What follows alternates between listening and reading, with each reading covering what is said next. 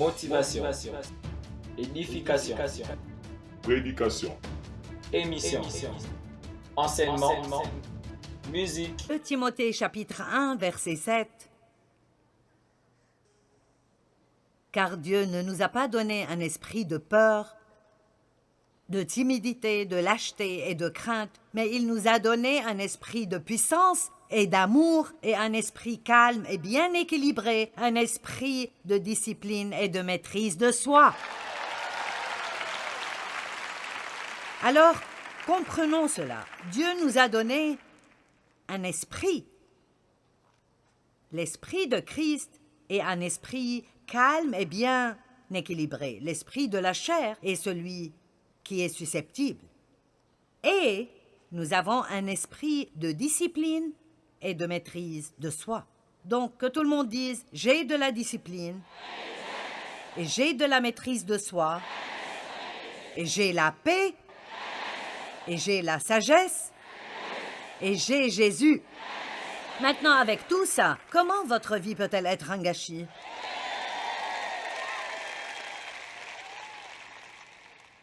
Donc, nous devons commencer à utiliser toutes ces choses merveilleuses que Dieu nous a données. L'espérance, pour moi, est un stabilisateur réel dans notre vie, mentalement et émotionnellement. En fait, la Bible dit que l'espérance est l'encre de nos âmes. Et votre âme est votre esprit, votre volonté et vos émotions. C'est notre âme qui s'irrite. En fait, vous avez la paix dans votre esprit, vous avez la sagesse dans votre esprit, mais c'est notre âme qui s'irrite. Donc, ce que nous devons faire est de laisser ce qui est dans notre fort intérieur faire surface quand ces stresseurs viennent contre nous de l'extérieur. L'espérance est l'encre de nos âmes et elle est vraiment une attitude positive qui dit « Jésus va prendre soin de cela. Je crois que quelque chose de bien va arriver. Je crois que Dieu va en tirer le bien. » Satan veut que nous soyons sans espérance. Et en fait, le mot biblique pour le manque d'espérance est désespoir. Et le mot désespoir, si vous le définissez, signifie que nous sommes sans issue. Il n'y a pas moyen. Ça signifie être tout à fait sans issue et sans ressources, être sans espoir ou abandonné. Décidez d'avoir de l'espérance. N'attendez pas de vous sentir plein d'espoir. Ne restez plus au bord de la falaise et rappelez-vous de qui vous êtes en Christ. Dieu est pour moi. Il travaille sur cette situation. J'ai de l'espoir. Ça rend le diable furieux quand vous avez de l'espérance. En fait, la parole de Dieu dit que si vous êtes un prisonnier de l'espoir, Dieu vous donnera le double de ce que vous avez perdu ou abandonné. Il restaurera doublement votre ancienne prospérité. Tout ce que vous avez perdu, Dieu le restaurera double si vous êtes un prisonnier de l'espoir. Les prisonniers sont sous verrou dans quelque chose qu'ils ne peuvent pas quitter. Vous avez besoin d'être sous verrou avec l'espoir. Et n'importe combien les choses peuvent être mauvaises, vous continuez à dire quelque chose de bon va m'arriver. Et si vous faites ça, cela vous délivrera du stress. Dieu va arranger les choses. Nous devrons faire attention comment nous parlons, et je dois vous dire ça parce que vous pouvez vous parler jusqu'à devenir enragé, et moi aussi. J'ai partagé avec vous hier que quand Jésus était sur la croix, il a parlé pour 1 minute, et pendant 5 heures et 58 minutes, il était silencieux. Pouvez-vous imaginer certaines des choses que nous aurions dites si nous étions sur cette croix? Allez! Nous ferions mieux d'être contents qu'il ait envoyé Jésus au lieu de l'un d'entre nous. N'ai-je pas raison? Plus vous parlez, plus vous vous irritez vous-même. Combien d'entre vous croient cela? Plus vous parlez, plus vous vous irritez vous-même. Donc, dites des paroles d'espérance. Dieu va arranger les choses. Quelque chose de bien va en sortir. Je refuse d'arrêter d'espérer. 2 Corinthiens 4:8. Nous sommes pressés de toutes parts, opprimés de toute manière, mais non pas écrasés, désemparés, inquiets et en perplexité, ne trouvant pas d'issue, mais non pas abattus ou désespérés. Donc Paul avait beaucoup de causes de stress dans sa vie, et pourtant il dit que nous sommes toujours pleins d'espoir. Quand ils étaient en prison à minuit, ils chantaient encore. Et c'était un tel témoignage au gardien qu'il a fini par recevoir le salut. Vous savez que quand vous gardez la paix et la joie au milieu de situations vraiment difficiles dans votre vie, c'est un témoignage aux autres personnes. L'un des plus grands témoignages que nous avons pour d'autres personnes est lorsque nous pouvons rester stables dans des temps difficiles. La Bible dit dans 1 Corinthiens 10, 13, « Aucune tentation qui vient à votre rencontre n'est au-delà de ce que d'autres ont eu à faire face, et tout ce que vous devez vous rappeler est que Dieu ne vous laissera jamais tomber, et il ne laissera jamais personne vous pousser au-delà de vos limites. Il sera toujours là pour vous aider. » Que tout le monde dise « Quelque chose de bon va m'arriver ». Maintenant, je veux vous parler à propos de simplifier votre vie, car cela éliminera beaucoup de stress. Le monde est devenu tellement compliqué. La vie est devenue très compliquée, mais nous pouvons changer notre approche à la vie. Donc, 10 manières pour simplifier votre vie. Numéro 1. Débarrassez-vous du chaos.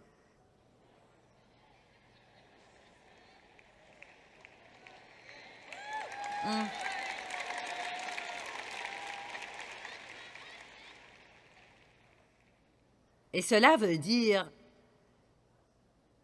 mettez des limites. Limitez le nombre de choses inutiles que vous allez garder chez vous. Si vous ne l'utilisez pas, donnez-le. Amen. Quelqu'un a suggéré de mettre tous vos cintres d'une certaine manière, et quand vous portez quelque chose, remettez le cintre à l'envers.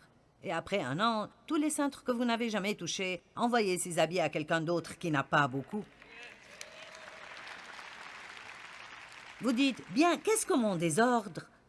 Qu'est-ce qu'amasser des affaires ont à voir avec le stress? Ça a beaucoup à voir avec le stress, parce que si votre entourage a l'air chaotique et en désordre, vous allez vous sentir stressé. Dieu n'est pas l'auteur de la confusion.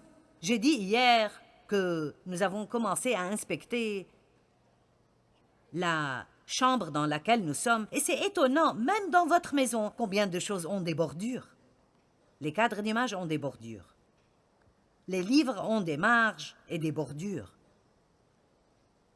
Chaque pièce de propriété a une extrémité ou une limite, une clôture et une frontière. La plinthe placée au pied du mur est une bordure. Et toutes ces choses, même si la société ne réalise pas ce qu'elles font, elles rendent les choses nettes et ordonnées. Elles empêchent que tout soit emmêlé et paraisse désordonné tout le temps. Ne soyez pas tellement débordés en rapportant tant de produits chez vous que vous ne pouvez plus trouver quelque chose quand vous le voulez. Allez, certains d'entre vous payent encore pour des choses, vous payez encore pour des choses, alors que vous ne savez même plus où elles sont maintenant. Amen. Vous ne savez même pas ce que vous avez fait avec. Vous l'avez acheté, c'était en solde, une bonne affaire. Oui, je l'ai mis sur la carte de crédit. Impossible de laisser passer ça. Vous allez probablement oublier que vous l'avez, et plus tard, quand vous en aurez besoin, vous irez en acheter une autre.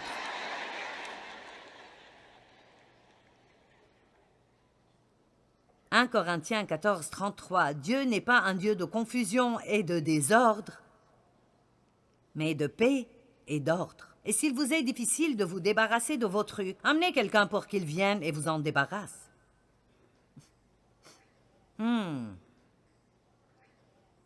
Numéro 2, quand vous voulez quelque chose, demandez à Dieu de vous la donner et laissez la chose. Demandez à Dieu de vous la donner et croyez que si c'est bon pour vous, il vous la donnera au bon moment. Ne stressez pas en essayant de faire que des choses arrivent dans votre vie quand Dieu seul peut les faire. Disons que vous voulez vraiment être le leader de la louange dans votre église. Bien, demandez à Dieu. Dieu, si c'est la bonne position pour moi, alors je prie que tu m'aides. Si vous avez besoin de remplir une demande, faites-le, mais ne vous mettez pas en colère parce que quelqu'un d'autre a été choisi. Ne restez pas anxieux sur qui va être choisi. Faites confiance à Dieu et vous pourrez sûrement avoir plus de paix. Et je n'ai pas le temps d'ouvrir tous ces versets parce que j'ai encore beaucoup de choses que je veux partager avec vous, mais Jacques 4, 1 et 2 ont été véritablement un tournant dans ma vie. Et Jacques 1 dit, Chapitre 4, verset 1 dit « D'où viennent les conflits, d'où viennent les querelles parmi vous? Sinon, de vos désirs mauvais. » Et puis le verset 2 dit « Vous êtes remplis de passions jalouses et vous ne pouvez rien obtenir. Et vous commencez même à détester les gens qui ont ce que vous voulez. Vous brûlez d'envie et de colère et vous multipliez les querelles et les conflits. » Grande réponse ici. Vous ne possédez pas parce que vous ne demandez pas. J'aime cela. Vous n'avez pas à essayer de faire que les choses arrivent dans votre vie. Vous pouvez demander à Dieu. Et si c'est bon pour vous, Dieu ouvrira la bonne porte au bon moment. Et nous pouvons même remercier Dieu s'il ne nous donne pas ce qu'on veut, en croyant qu'il sait mieux que nous ce qui est vraiment bon pour nous. Certains d'entre vous sont tous stressés à cause de quelque chose que vous voulez et vous essayez de l'obtenir et cela ne marche pas. Faites confiance à Dieu que si c'est bon, il vous le donnera. Une chose est sûre, si Dieu ne peut pas le faire, vous ne pouvez pas le faire. Amen. Je dis à Dieu parfois, « Dieu, si tu ne peux pas le faire, je ne pourrai pas le faire. » Je vais rester en paix et attendre que Dieu le fasse. Numéro 3, arrêtez d'essayer d'impressionner les gens. C'est un remède contre le stress. Mon Dieu, je serais morte de stress si j'étais là et je sentais comme si j'avais à impressionner tout le monde. Vous pouvez être sûr que ce que vous voyez et ce que vous aurez, c'est juste moi. Je suis la même partout où je suis. Sauf que je ne parle pas aussi fort quand je suis en public. Mais c'est l'un des meilleurs compliments que les gens qui me connaissent me donnent. Joyce est juste Joyce. Nous n'avons pas à impressionner les autres. Nous n'avons pas à prétendre pour d'autres personnes. Nous n'avons pas à nous comparer avec d'autres personnes. Nous n'avons pas à faire une compétition avec les autres. Soyez vous-même.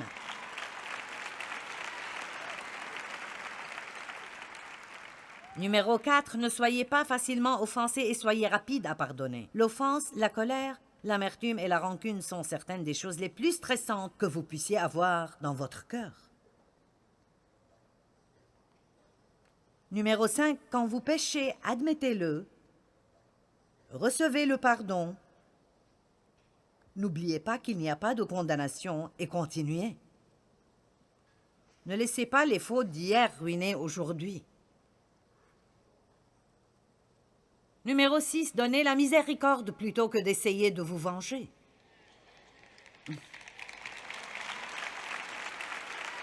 Ça marche comme ça. Eh bien, tu ne le mérites pas, mais je vais laisser tomber ça. C'est votre processus de pensée. Je ne devrais vraiment pas te parler après ce que tu as fait, mais je vais laisser ça et t'accorder la miséricorde parce que j'en ai besoin aussi. Numéro 7, quand vous avez besoin d'aide, demandez-le. Pouvez-vous m'aider? Numéro 8, prenez des décisions. Cessez d'être si indécis à propos de tout. Si vous êtes vraiment indécis, vous pouvez stresser en essayant de choisir ce que vous voulez sur le menu d'un restaurant.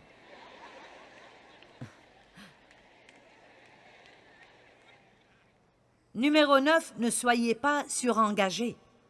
Être engagé, mais non surengagé. Et voici une chose à faire. Avant de prendre tout engagement, réfléchissez bien à tout ce que ça vous demandera pour faire ce que vous avez dit vouloir faire.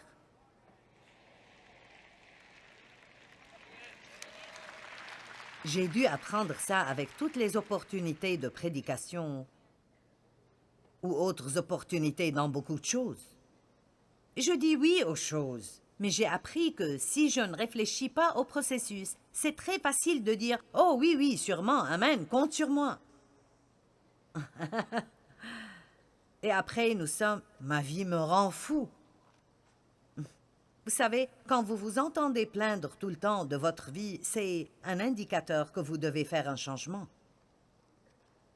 Amen. J'ai dit que vous devez faire un changement.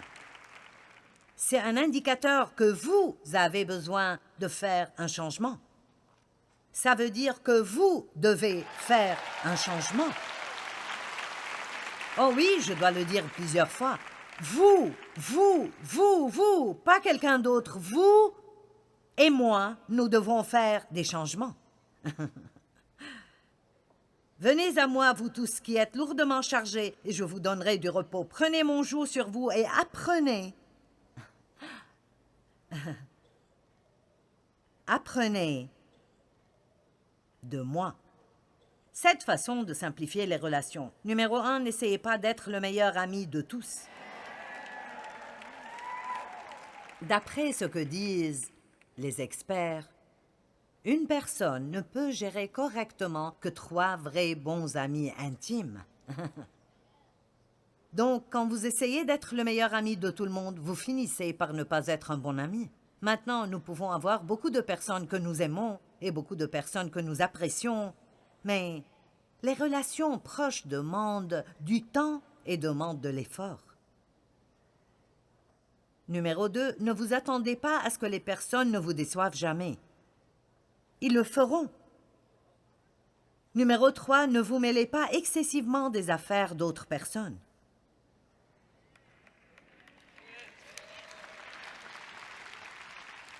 Vraiment, certains d'entre vous sont maintenant tous stressés à cause du problème de quelqu'un d'autre. Ne soyez pas, j'aime le terme biblique, enchevêtrés dans les affaires de cette vie. Numéro 4, ne donnez pas de conseils que les gens ne veulent pas. Numéro 5, complimentez les gens 100 fois plus que vous ne les critiquez.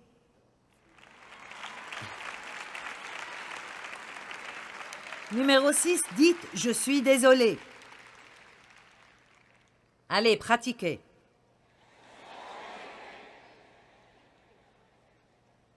Maintenant, dites-le avec l'air de signifier ce que vous dites. « Je suis désolé ». Numéro 7, croyez toujours le meilleur à propos de chaque personne dans toute situation. Amen? Bien, maintenant, encore quelques points. Gardez votre paix. Nous avons parlé à ce sujet comme décider de garder notre calme. La paix est nôtre et nous avons besoin de nous y accrocher. Mais laissez-moi juste aller rapidement à Exode 14, 14. Le Seigneur combat pour vous. Gardez votre paix et restez au repos. Wow! Job 13, 5. Ah, si seulement vous vous étiez tus. Ça aurait été pour vous la sagesse. Vous seriez passés pour des hommes sages. Ésaïe 26, 3. À celui qui est ferme dans ses intentions, tu assureras une paix profonde parce qu'il se confie en toi. L'anxiété fait tourner votre esprit autour et autour du problème. Mais quand vous considérez ce que Dieu peut faire dans votre situation, alors vous pouvez rester en paix. Et Philippiens 4, versets 4 à 7, nous dit de nous réjouir et d'être en paix. Réjouissez-vous toujours dans le Seigneur. Ne vous inquiétez de rien, mais en toute chose faites connaître vos besoins à Dieu. Et la paix de Dieu qui dépasse tout ce que l'on peut comprendre gardera votre cœur et vos pensées en Jésus-Christ. Donc la joie et la réjouissance réduisent le stress. Riez. Riez pour que le stress quitte. Riez pour une bonne santé physique. Vous dites, eh bien, il n'y a rien de drôle dans ma vie.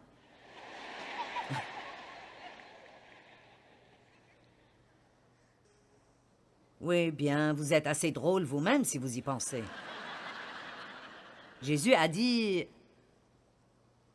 Dans Jean 16, 33, « Je vous ai dit cela afin que vous ayez la paix parfaite en moi. Dans le monde, vous connaîtrez la détresse et vous aurez à souffrir, mais prenez courage. »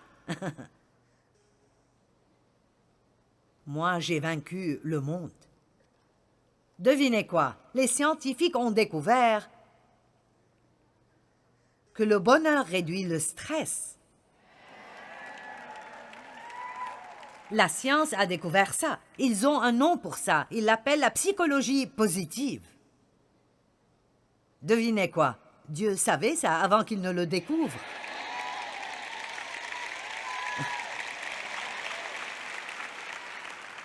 Honnêtement, je suis titillée avec tous les experts et tout ce qu'ils connaissent. Les scientifiques nous disent qu'une des 5 meilleures façons de réduire le stress est de faire quelque chose qui vous fait plaisir. Bonjour, je ne suis pas experte et je vous ai dit ça hier matin. Un cœur heureux est un bon remède.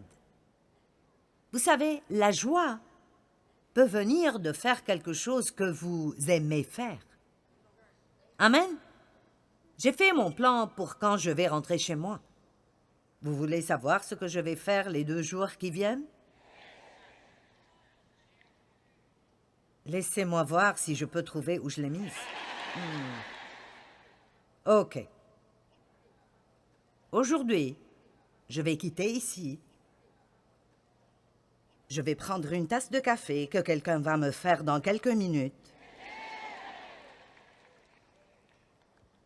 Je vais profiter de mon temps avec certains de mes collègues qui retournent avec moi. Oui, j'ai déjà décidé que je vais prendre plaisir en leur compagnie. Ce ne sera pas le temps de correction ni de parler de ce qui n'a pas bien été avec la conférence. Vous pouvez décider quand vous allez visiter des gens qui vous parentent, même si vous ne les aimez pas, que vous allez jouir de leur compagnie. La Bible dit qu'une femme doit jouir de son mari. Amen. Et j'ai déjà décidé que je vais rire à chaque fois que j'en ai l'occasion. Donc, tous ceux qui vont être avec moi, apprêtez-vous à être drôles.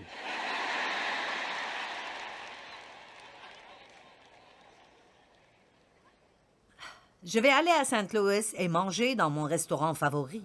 Ils ont construit une petite zone extérieure et je vais en jouir. Penser à cela m'aide à mieux prêcher aujourd'hui. C'est vrai, honnêtement. Vous ne voulez pas museler le bœuf alors qu'il foule le maïs. Quand vous travaillez, vous devez penser à quelque chose que vous allez faire et qui vous fait plaisir. Bien, je n'ai pas le temps de me faire plaisir. Tout ce que je fais, c'est travailler et je n'ai pas d'argent pour me faire plaisir. Oh, arrêtez d'être un martyr. Certains d'entre nous ne faisons rien pour nous faire plaisir parce que si nous ne le faisions pas, nous ne pourrions plus nous plaindre. Wow, c'est bon, je vais dire cela et quitter la ville.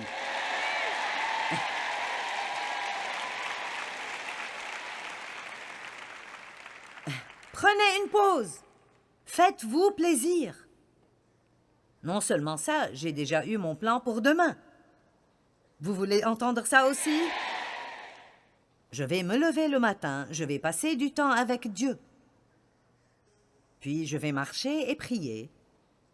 Puis je vais faire quelques retouches que je dois faire pour terminer mon livre. Puis je vais sortir pour dîner avec Dave et je vais manger des pâtes. Je me permets des pâtes 1 fois par semaine. C'est ma limite. Et c'est mon jour de dessert. Oh! Quel bon jour je vais avoir! Et vous savez, la semaine prochaine, je vais être quelque part d'autre et je devrais faire un programme de télévision de 45 minutes et enseigner pour 45 minutes. Et c'est bon, parce que si je prends le temps de faire quelque chose que j'aime faire entre ces programmes, alors je ne vais pas chuter ni être surchargé. Amen. Et quel que soit ce qui se passe dans votre vie, faites-vous une faveur et essayez de faire certaines choses que vous aimez faire. que ce soit pour 5 minutes de mini-vacances ou aller quelque part pour 2 jours entiers. Vous ne pouvez pas survivre si vous ne faites que travailler, stresser, travailler, ne pas dormir, manger des cochonneries tout le temps, s'inquiéter, s'irriter, essayer d'impressionner les gens. Nous n'avons vraiment pas à vivre stressés et surchargés. Jésus a dit « Venez à moi, vous tous qui êtes fatigués et surchargés et peinez sous la charge, et je vous donnerai du repos. Prenez mon joug sur vous et apprenez de moi. » Allez, donnez la louange à Dieu. Amen. Merci Seigneur.